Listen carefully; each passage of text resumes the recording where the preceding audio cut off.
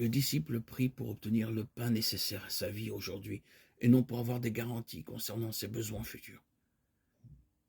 Il demande le pardon de ses péchés et en même temps se déclare prêt à pardonner à ceux qui l'ont offensé, sans calcul et sans arrière-pensée.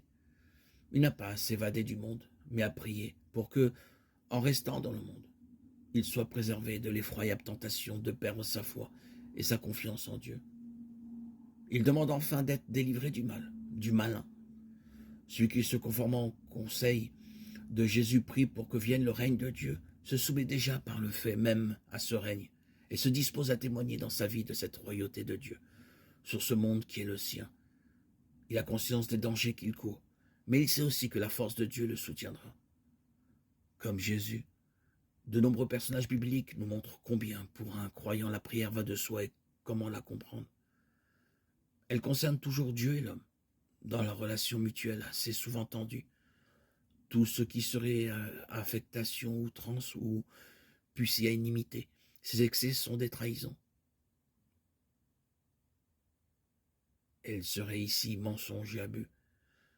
Tels nous sommes dans la réalité avec nos grandeurs et nos misères, tels nous devons être quand nous parlons à Dieu, au Dieu et Père de Jésus-Christ, le Dieu d'Abraham, d'Isaac et de Jacob, le Dieu de nos pères et non cet être abstrait dont la raison humaine dispose à son gré. La prière telle que nous la montre la Bible est la réalisation parfaite de la relation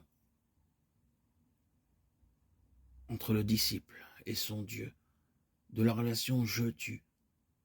C'est un combat, une lutte, une contestation entre l'homme et Dieu. Il ne faut jamais lâcher Dieu. Rappelons-nous le combat de Jacob en Genèse 32, 27. Prier comme un petit enfant prie sa mère. Se taire, écouter, s'étonner. Être subjugué, rendre grâce. Être heureux devant Dieu. Ce que je fais quand je prie.